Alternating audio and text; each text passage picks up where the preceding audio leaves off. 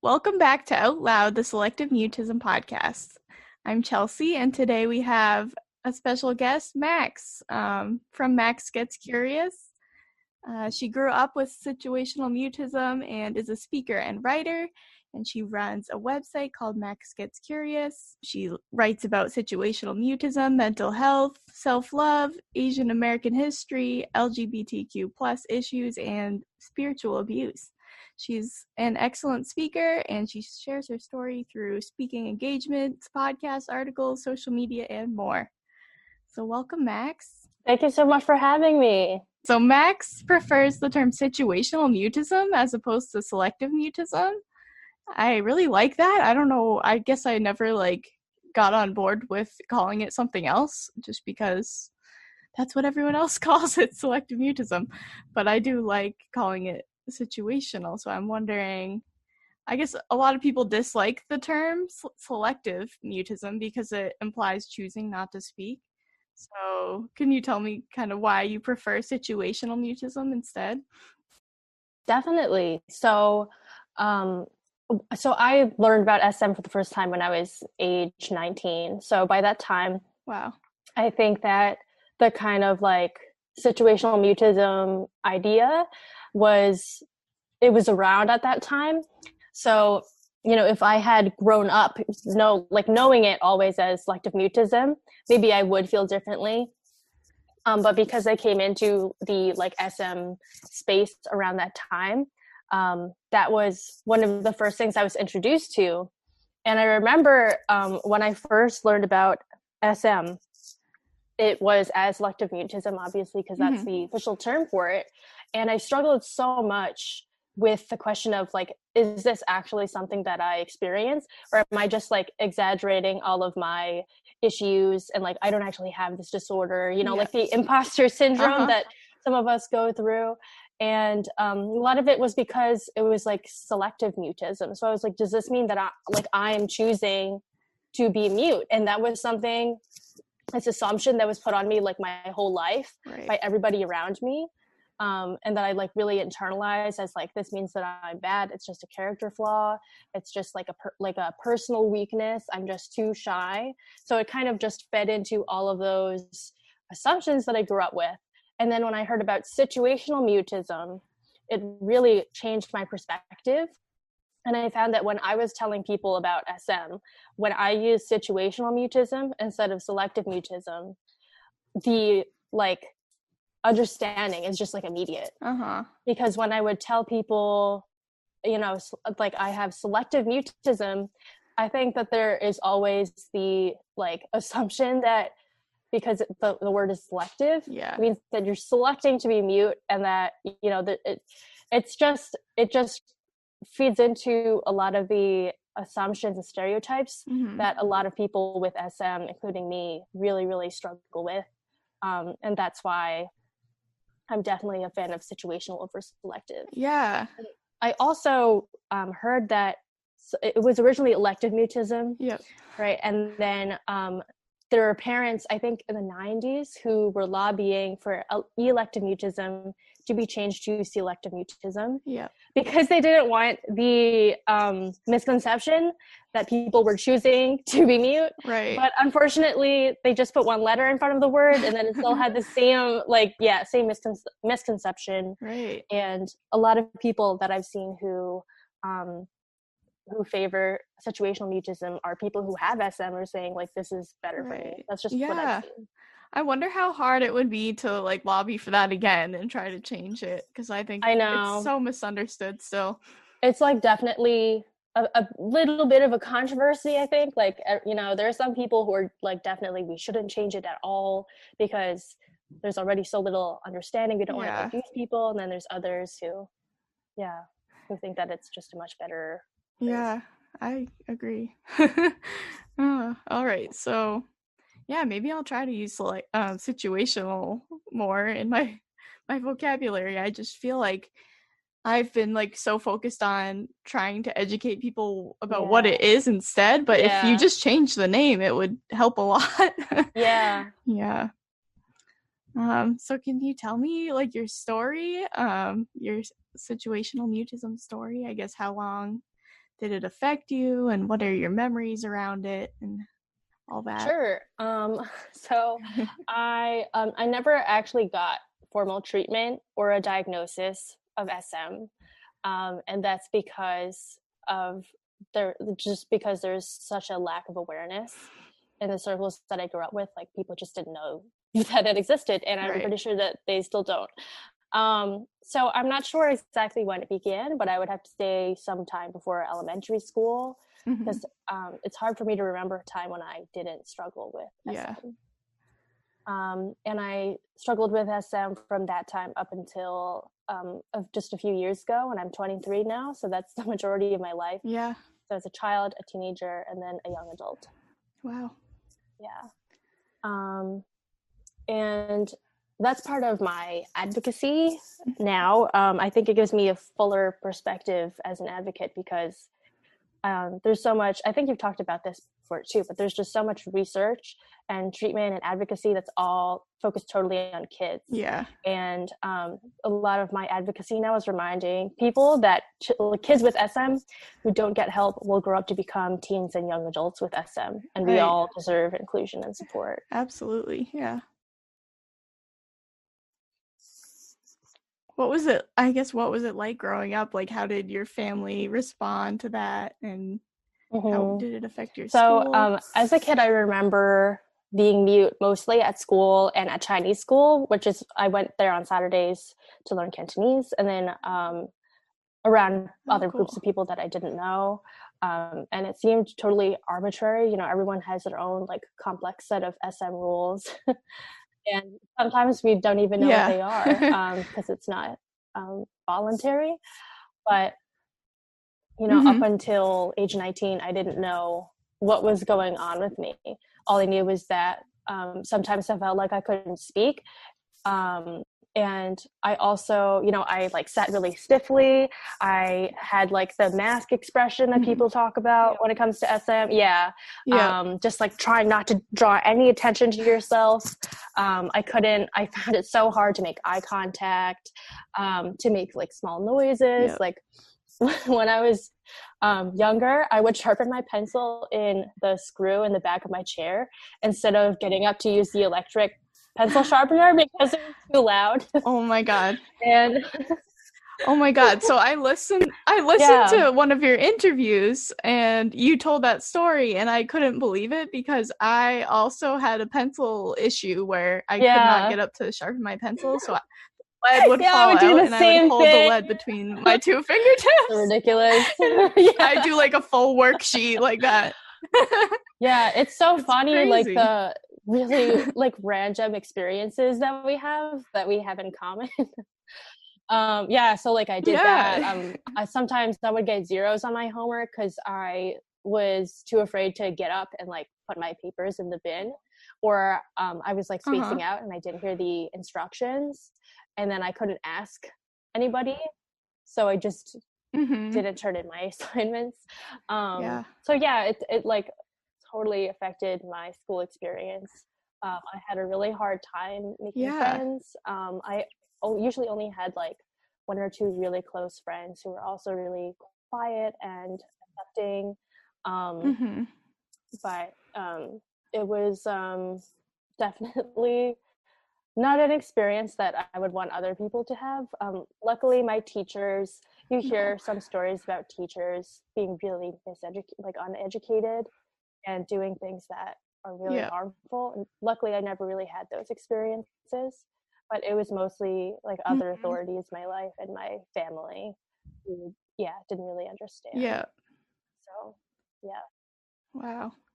Yeah, I can't imagine like growing up and not knowing what was going on. Like I from a young age like knew Mm. like I had a name for it, and that helped me kind of understand, and it helped teachers understand and my family um I guess be able to help me better because they Mm-hmm. knew what was going on. So I can't imagine Yeah. not finding out until you were That's 19. like part of what Wow. makes me so passionate about advocacy now, because I Yeah. see younger people, like even kids on TikTok, talking about SM, and I'm like, oh, that's so great Uh-huh. that you have this I information. know. And I really, really want more people to have this Mhm. information.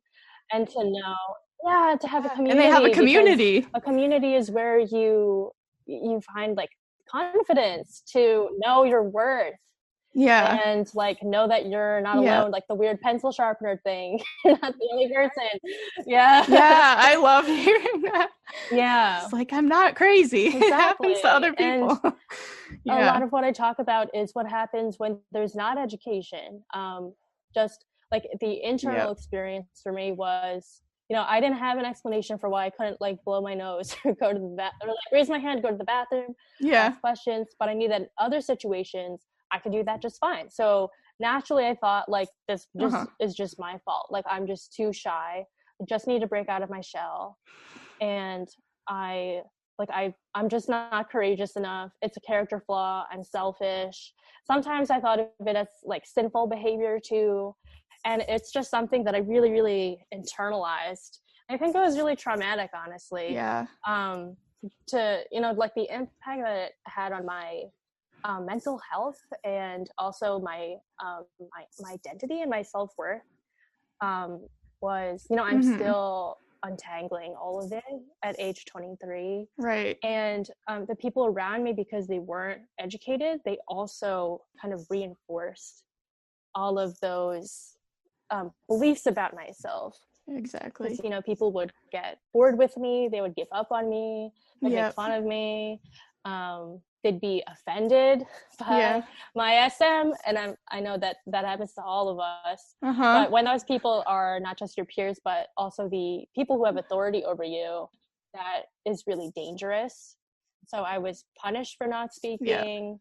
People like labeled me as stubborn or rude, or I was just being antisocial or as arrogant. I already blamed myself so much for being mute because I didn't know what was going on with me.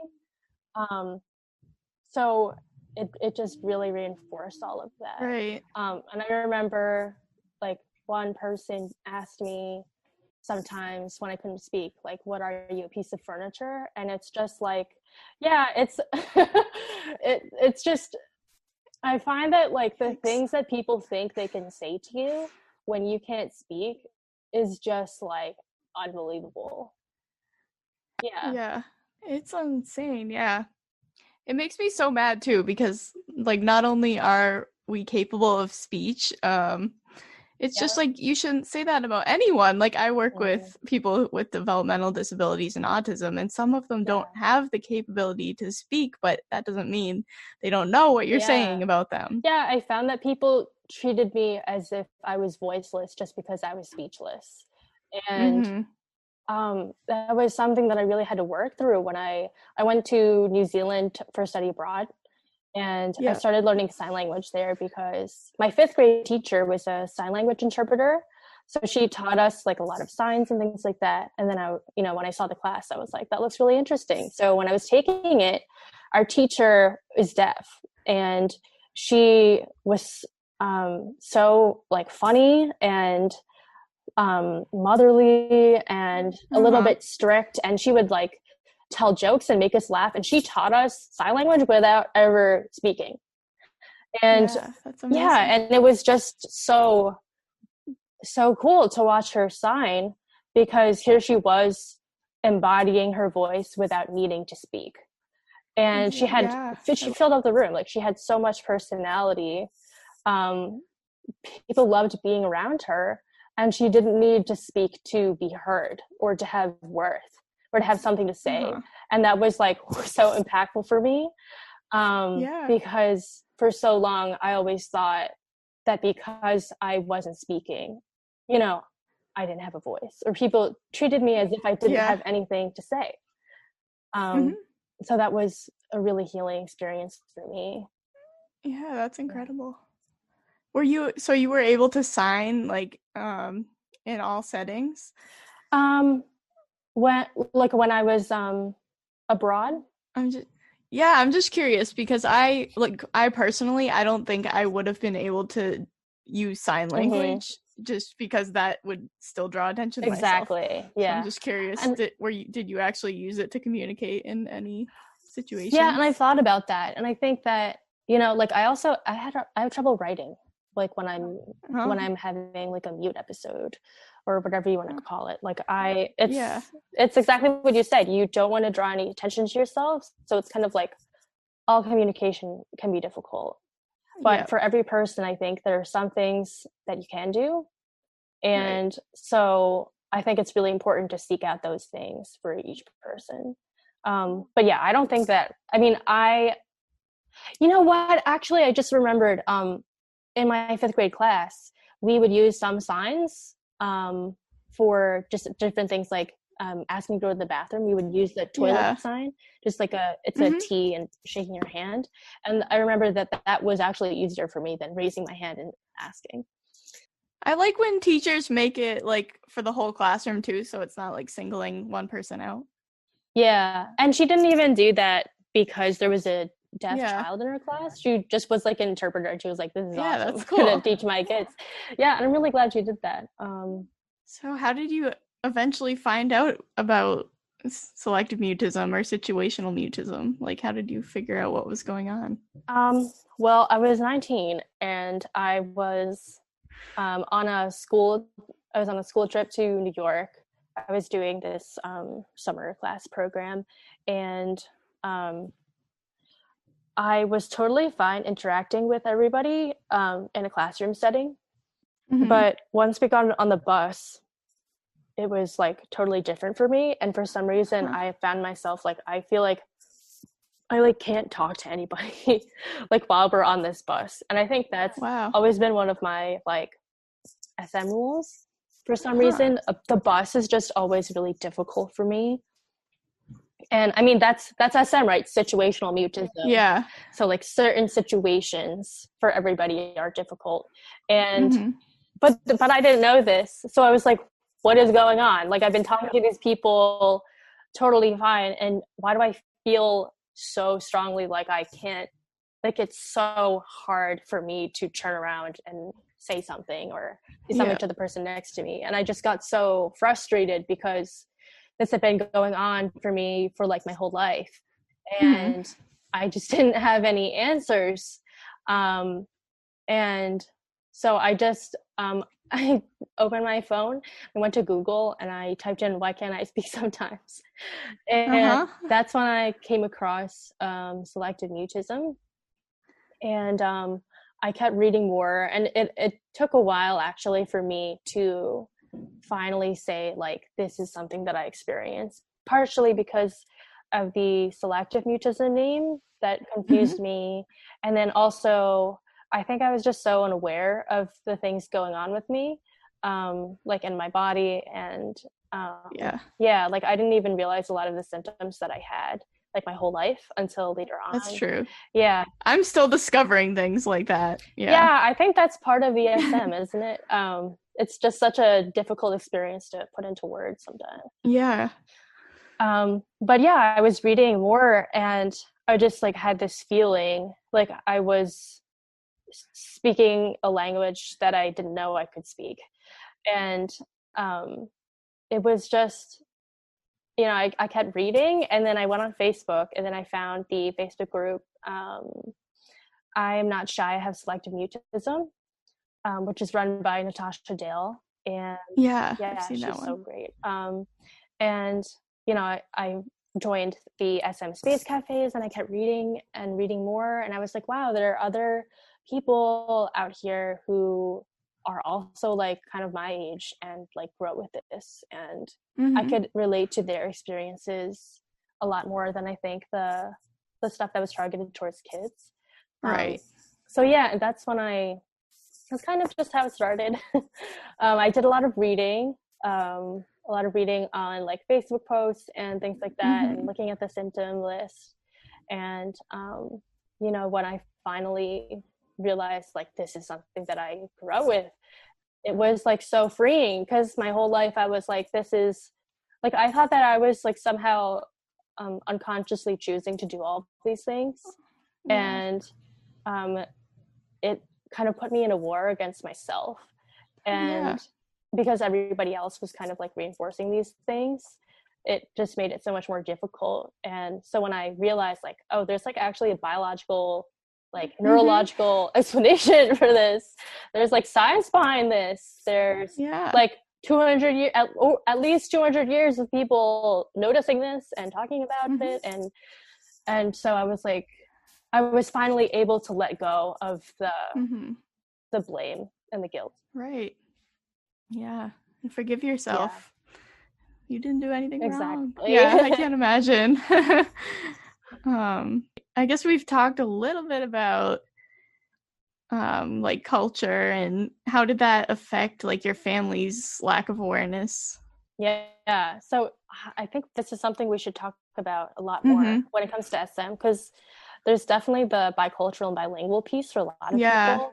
I've had quite a few parents reach out to me who have bilingual kids with SM.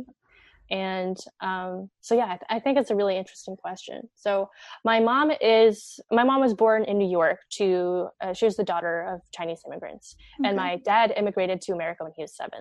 So my family is a family of Chinese immigrants, and ever since I was a little girl, every single time I saw my grandpa, he still tells me his same life story, the story of how our family came to America.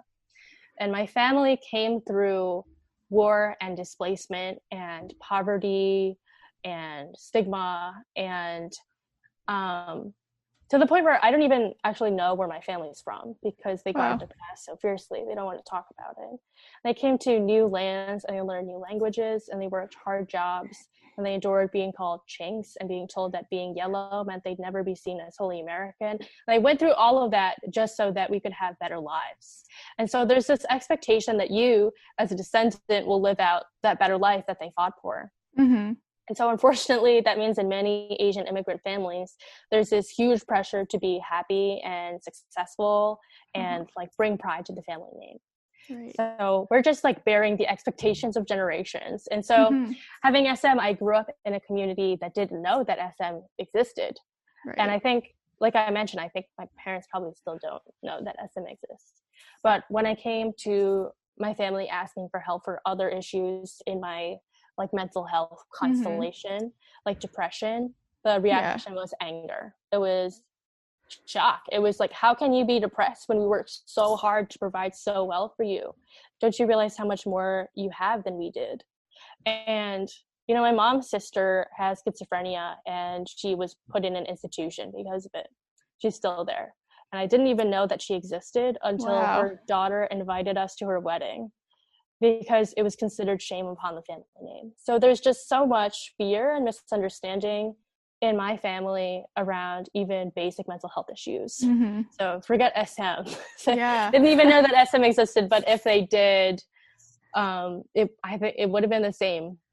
So that's a cultural piece. And then there is also a religious piece that I just can't separate out. So my parents helped start a church along with other Chinese first and second gen immigrants. And my twin and I grew up in that very loving, tight-knit, fundamentalist church. Oh, you're a twin? I am a twin, yeah. Oh, wow. And your twin didn't have SM, right?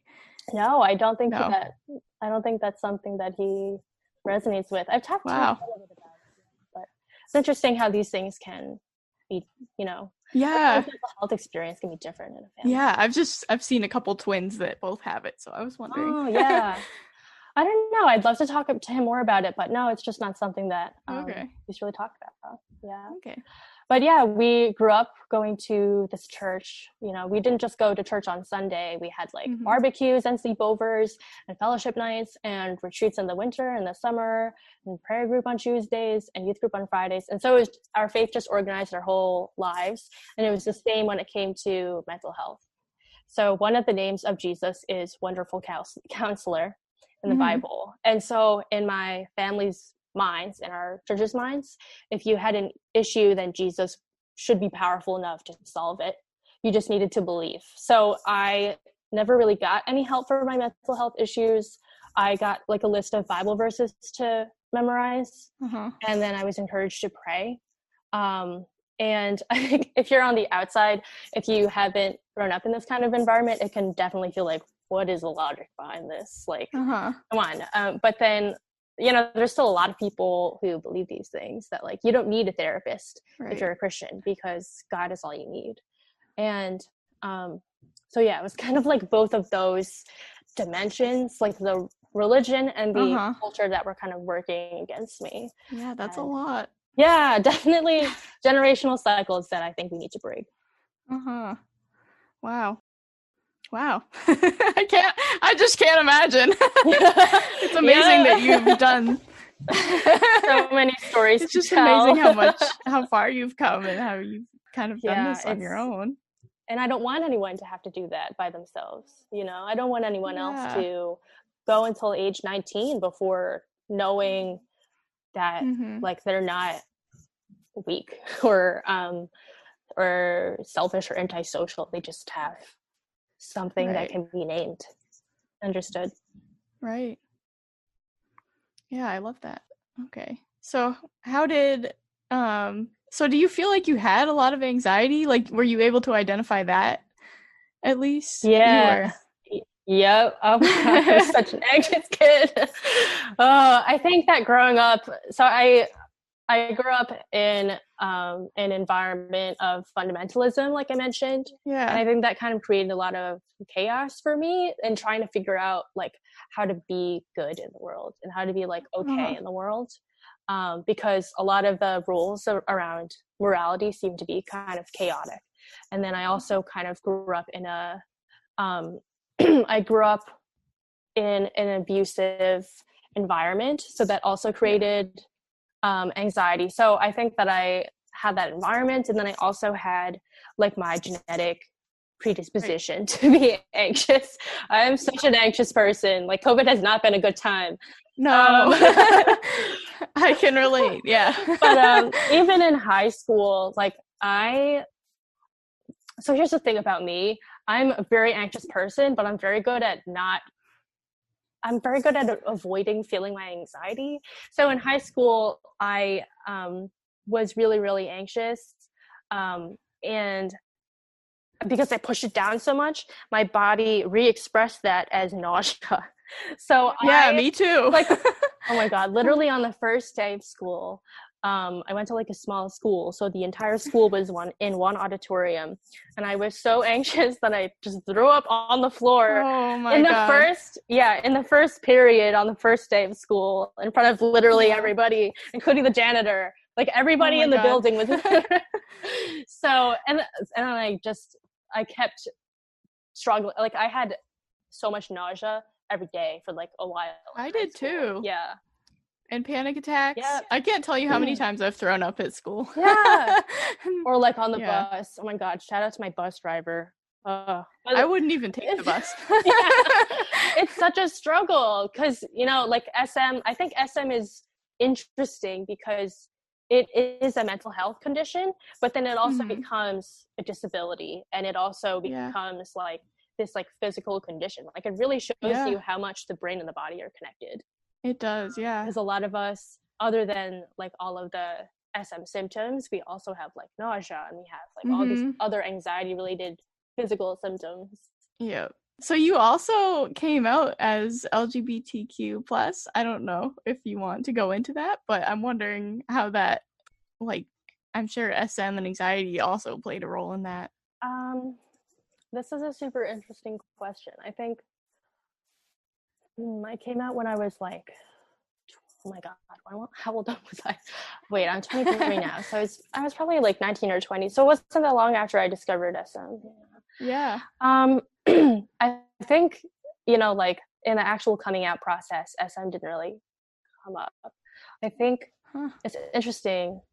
I've never thought about it before, but when I did come out, it was to my parents over the phone. We were just having like a normal phone conversation, and I just like blurted out the words, and it was like it's almost like I didn't choose to say, but it just like the words just found their way out of my mouth because I was just ready.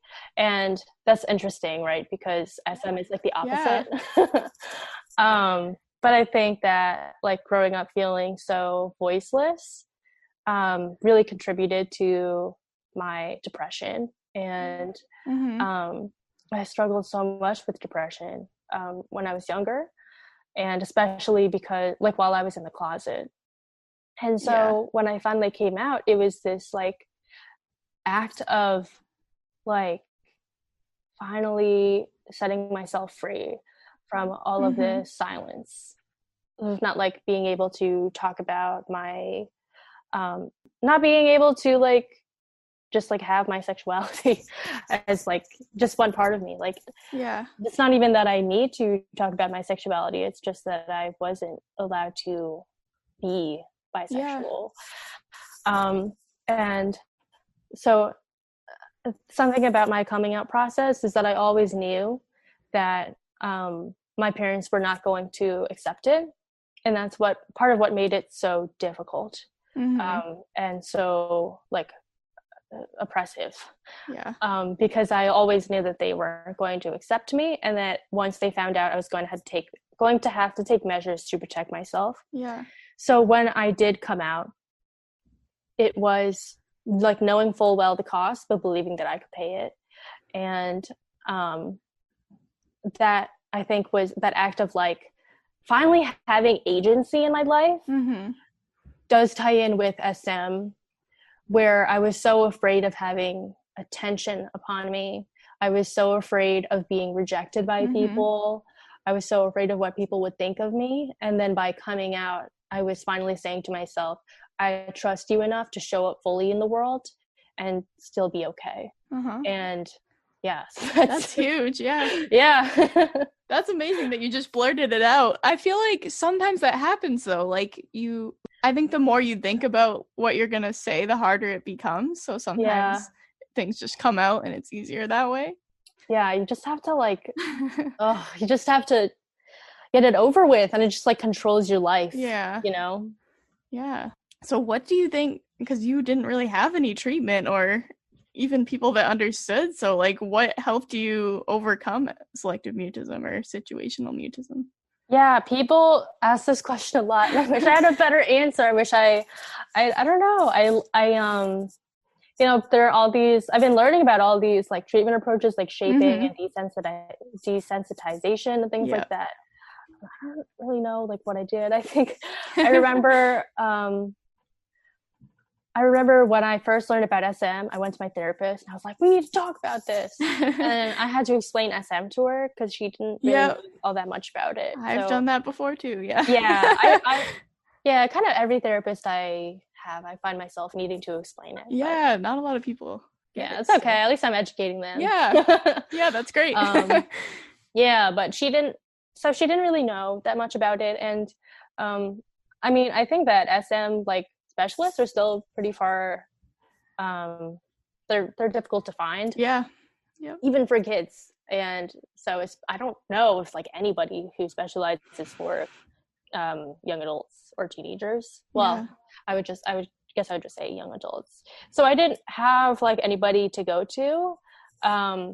And so I just kind of had to come up with my own thing. And I think like, luckily for me, the SM had gotten better with every time that I went to a totally new environment where nobody knew me. Because something that really, really held me back is the like reputation that forms around you as being like the person who doesn't talk. Yeah. Right. And then that becomes who you are. And then, and sometimes you don't even have the chance to find out who you are or what your personality is because of your SM.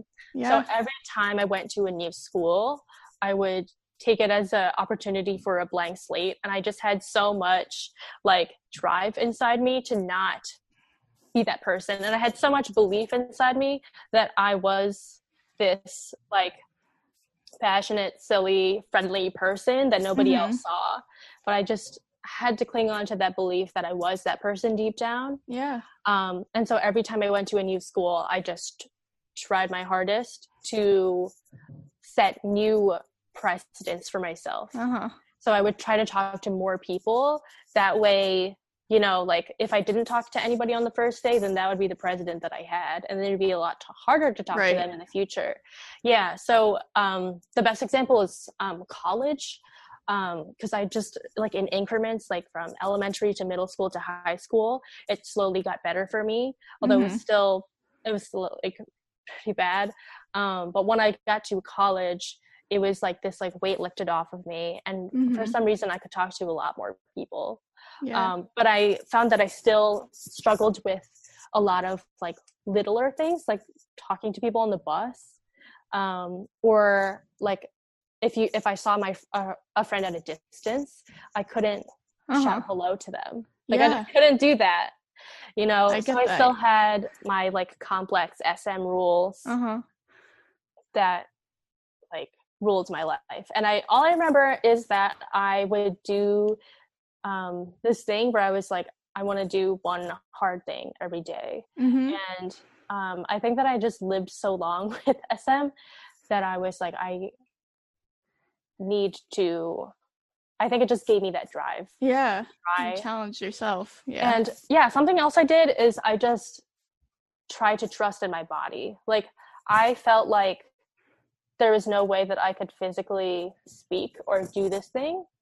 But if I just allowed my body to do it anyway, or just almost like separated from my body and allowed my body to like operate by itself, that was how I started to be able to like shout hello to people from a distance. I remember it was almost like coming out. It was like the words just like blurted themselves out of my mouth. And I don't feel like I was the one who was like, I don't feel like I like was trying to do that or like chose to do that, but it was almost like my body was just like, I got this. Let me show you that I can do this. And then, like I remember the feeling of the words coming out of my mouth were like really shocking to me. And I was like, oh, like I can do this. Like I've done this for the first time, and I just needed the first time for me to keep going. I wish I had like a better answer and like how I recovered by myself, but I think I just kind of it worked for me. I know what you mean by like switching schools. Like that was definitely one of the biggest things for me, and I guess I switched for 7th grade. I started at a new school, and I was speaking before that like more than usual, but there was like I felt like I hit a wall, and like the only way that I could be myself was if I switched to a new school. And then again in high school and then college, I felt totally free. That's awesome. That's a question that I find parents asking too, like a lot in Facebook, like should my kids switch schools? And it's hard because it's different for everyone. It's hard to know if they're ready to like start fresh. But I definitely was. I'm glad. I think I've seen like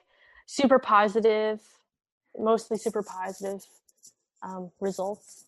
Definitely. It is hard. That's my next question about teens and adults. It's hard.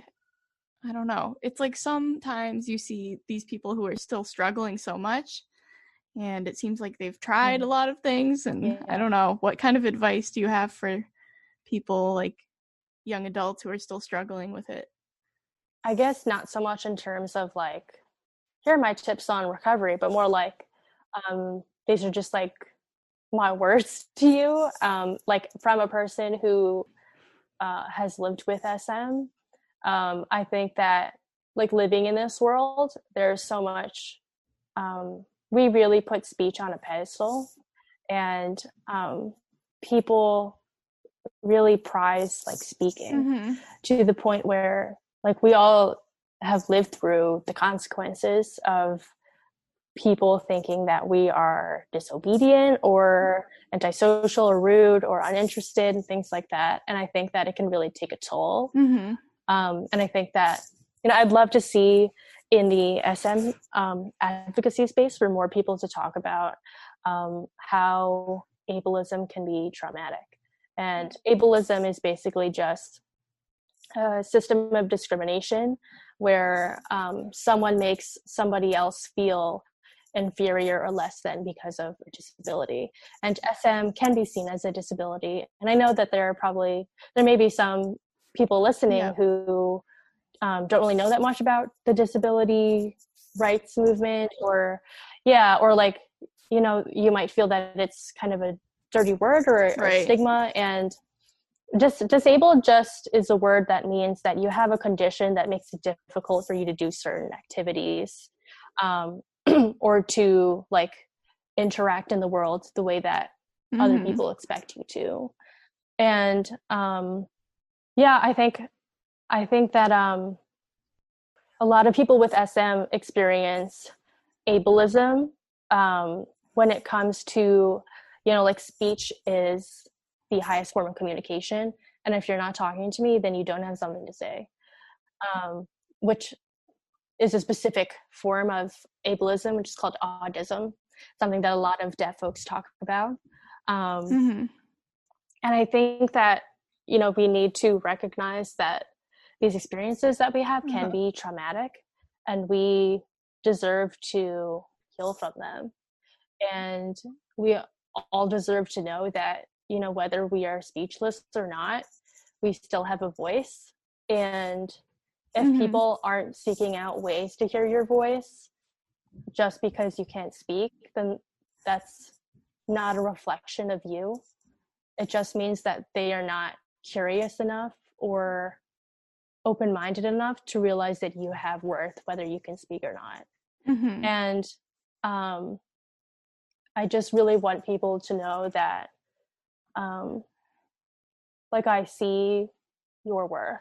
And I think that's something that I really needed people to say to me when I was really struggling. Yeah, I know that resources for teens and young adults are really few and far between still. So unfortunately, I don't know if I have that much. I don't know if I have that many tips to give when it comes to like the technical side of like how to deal with SM. But yeah, I think that's still really important, like the emotional side of things. And you beat yourself up for this, like, especially if it's going on into teen and adulthood, like just you're so hard on yourself, and it's hard not to be, but it's not your fault. Yeah, and especially when it starts to affect like other aspects of your life, like work, college, social life. That's, I mean, definitely did for me. And it's definitely different from being a kid. Because I think after a certain point, people are like, okay, well, I'm still this age and I still have SM, and like, is this ever going to resolve for me? Are things ever going to be different? Like, I now have to find a job, and I have to like deal with college classes and things like that, and those are like really unique and like difficult challenges for people. Definitely. Yeah, it gets a lot more complicated, and then usually depression is involved and all kinds of other anxiety problems. I think it's so common, unfortunately. Yeah, it's definitely an area that I want to work on more, and I think we need more resources for teens and adults. Yeah, definitely. There's a big group of people out there who are teens and young adults who have SM. Like that, there's like whole Facebook groups about it. I've seen some, yeah. I mean, like I mentioned before, like if kids don't get the help that they need, or, you know, the help that they're getting isn't what's working for them, as they're growing up, they will become teens and young adults with SM. So I'd love to see more research and like effort into this group of people too. Me too. Yeah. So how did you discover disability activism, and how did that affect you? Yeah, so I touched on that before, but yeah, I do consider my SM to be a disability, and I know that, you know, everybody can form their own perspective on what their SM is to them. For me, I consider it a disability, and the reason for that is because I was first introduced to the world of disability activism when I went to New Zealand, and I talked about that sign language teacher, and it was just, you know, like I would read papers about how like deaf children were treated in New Zealand in like the schools. Just not even that long ago. And they would talk about how like sign language was formed. Like the kids created their own sign language to communicate with each other, but then they weren't allowed to use it. And they were, you know, the teachers would try to force them to speak. And I learned about like the trauma that a lot of the older deaf folks hold there. And this also happened in America and like a lot of other countries. But I saw the parallels there. Like, wow, this is like a society that upholds speaking as like the highest form of communication. That's what autism is. That's how I learned about that. And then when I was in, I think a few years later, I did the STAR Fellowship at the Lurie Institute of Disability Policy at Brandeis, just where I was going to school. And I did my fellowship with Sandy Ho. So she's one of the 3 Asian American disability activists who coined, it's a hashtag, Access is Love. Okay. So it was her, Mia Mangus, and Alice Wong. And so I was working with her. She's a disability activist, to do research on how disabled people can become more involved in like civil, oh my God, what is it called? Civic engagement. And she had some really great conversations with me about my story. And the whole fellowship was just really encouraging to me to own my story as a disabled story. Because before then, I always kind of thought that disabled was a dirty word, when I was growing up, at least.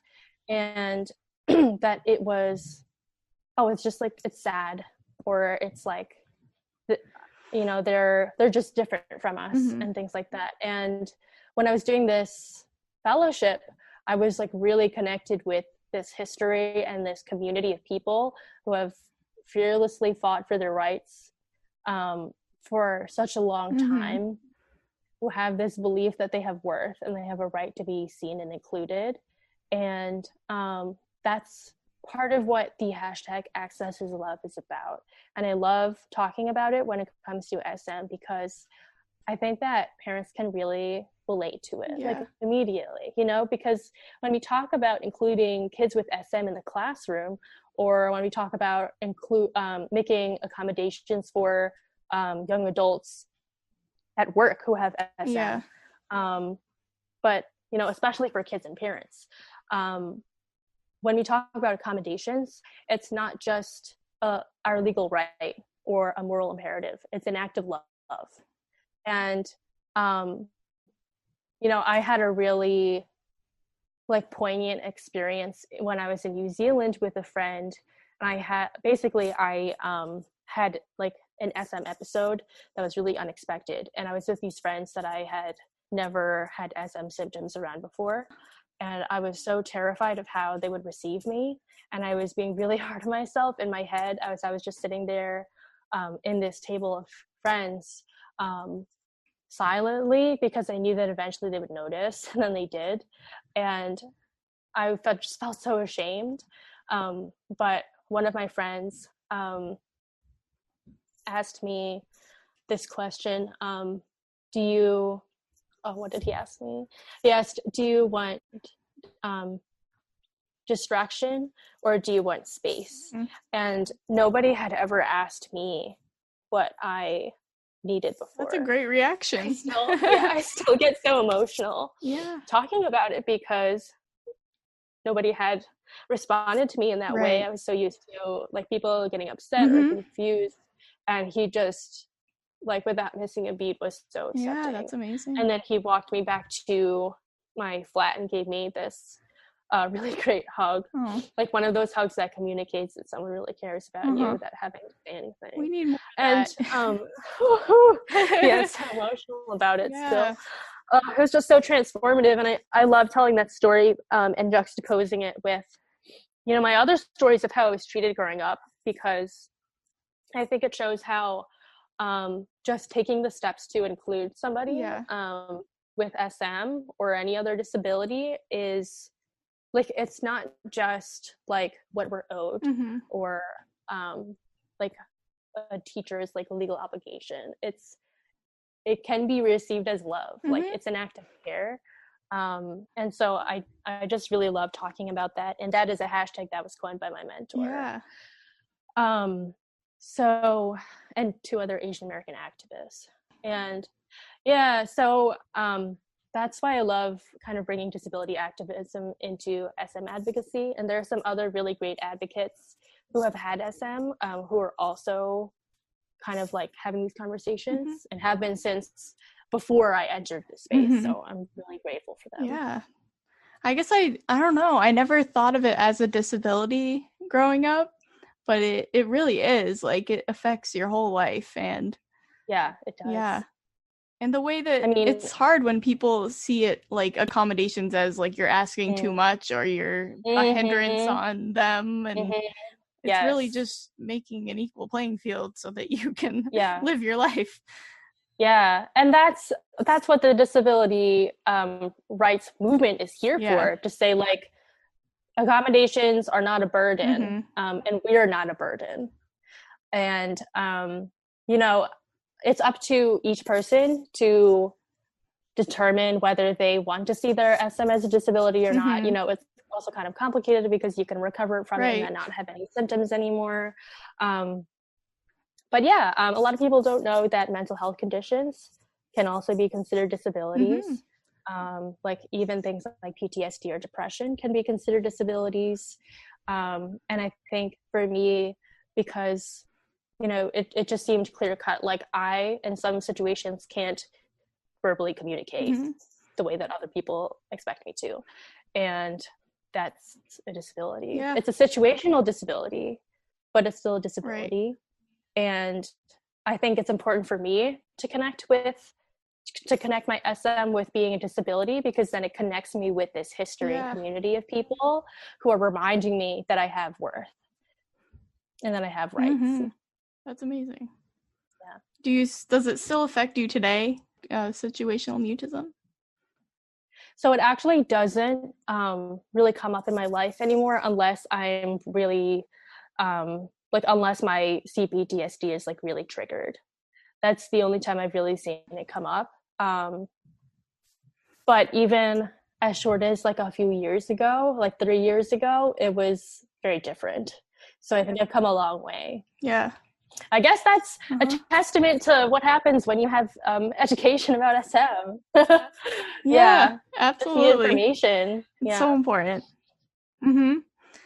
Yeah. I always like to talk about like the aftermath of it, because once you're technically cured or you overcame it, there's still like you still have Mm-hmm. anxiety Yeah. usually and you still have like the almost trauma of that Yep. whole experience Yeah. growing up with it. Yeah. So, I definitely still have yeah. anxiety. It just Yeah. doesn't express itself as SM anymore. Yeah. Yeah. How do you kind of manage your anxiety? Oh my God. I'm still learning. Me too. I don't know what I'm doing. oh, I want some ideas, honestly. yeah. It's interesting because I guess you could say that like I don't really have SM symptoms anymore, but Yeah. I have had so many more like really strong issues with my like GI system. Like for now, Yeah. when I'm anxious, it triggers my like GI system. Me too. Yeah, instead of my SM symptoms. Wow. Yeah, and so I'm still working with my therapist to figure all of that out. Grounding techniques and things like Mm-hmm. that, and I'm looking into like things that I can incorporate into my diet that are better for my GI Uh-huh. system and anxiety, things like that. Yep. It's always an evolving journey with mental health, isn't It it? is. I've been really wanting to like get into meditation. I know that would help me, but I just haven't been able to commit to that. Yeah, But I've tried to do the same thing. Also with yoga, and I'm just like, oh, I don't yeah. have the dedication. But it is good for Yeah. me. It is. Yeah. Okay. Well, I have this final question for you. How has letting yourself be curious affected your life? Oh, I think, when it comes to SM, I was talking about how like SM can make you feel like the personality or the things that other people see is like the totality of who you are. And that was like a major part of my depression. Yeah. Just feeling like all that I was like what my SM portrayed to other people. And the thing that got me through that was this just like dogged belief in me being um, a person who was like friendly and silly and those things that I mentioned before. Deep Yeah. down, that I like that I always had something to give, and that I always like had my own unique personality and my contributions to the world, and I just had to cling to that belief. And when I was going into new environments, I would try to just be curious and see like what happens. Like, I'm getting to learn about myself and my personality the more and more that I recover from SM. That was kind of my mindset. And there's a lot to learn. So yeah, I've used curiosity a lot in my healing process from a lot of different things, from like racial trauma and queer trauma, and you know, even just when talking about SM again, talking about the trauma that I experienced because of other people's misconceptions about SM, the way that they treated me when I couldn't speak was traumatic for me. And so, you know, I didn't really have, like, in the field of mental health and trauma recovery, there's not really this understanding that systems of social injustice can be traumatic too, like racism and ableism and things like that. And so there's not really resources for how to process those things. So I had to kind of create my own. And what I did was I did this like inner child meditation where I tried to visualize my inner child who, like, my younger self who had SM. And then the whole like inner child meditation was based around questions. So it was all about like noticing, like, what is my younger self feeling? What like, where is she? Like, what is happening? And the answers to all these questions taught me so much about what I still needed to heal, and like the wounds that I was still carrying, and the beliefs that my younger self had about herself because she had SM. So it was all about asking questions and being curious, especially because I think I just kind of like pushed a lot of it down when I was a kid. I didn't have words or space to process all of it, and I still really need to do that. So asking questions has been really helpful. Well, are there any other questions that you wish I asked you, or do you have any for me? You asked some really terrific questions. You really did your homework. Thank you. So I had so much fun during this conversation. Thank you for having me. I'm so glad. Yeah, I think you're wonderful. I'm so glad you came on. I think I really love everything you do. I think it's amazing. Thank you. Yeah, I was so excited when I found your podcast, you and your mom, because it was like, there are no podcasts about SM. Like, you guys are the only ones out there. Hopefully just the first, not the only in the future. But it's just really great to hear from other people who have SM, and I think who have had SM. And I think it's so great what you're doing. Also, like, bringing your mom into the picture, because I think it's really important for us to hear like both sides of the experience. You know? Yeah. Well, thank you.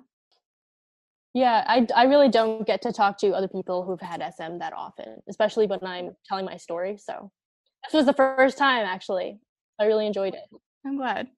Thank you for listening to Out Loud, the Selective Mutism podcast. Please subscribe and leave us a rating and review in your podcast app. Goodbye.